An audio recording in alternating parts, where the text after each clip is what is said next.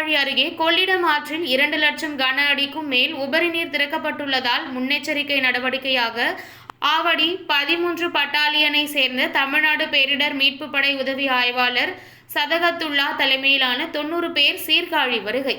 Rubber மீட்பு படகு, மரம் அறுக்கும் இயந்திரம், ஜெனரேட்டர் உள்ளிட்ட 70 மீட்பு உபகரணங்களுடன் தயார் நிலையில் உள்ளனர். கொள்ளிடம் ஆற்றின் உள்ளே அமைந்துள்ள நாதல் படுகை, முதலைமேடு, திட்டு, அல்லக்குடி உள்ளிட்ட பகுதிகளில் பாதுகாப்பு நடவடிக்கை மேற்கொள்ள உள்ளனர்.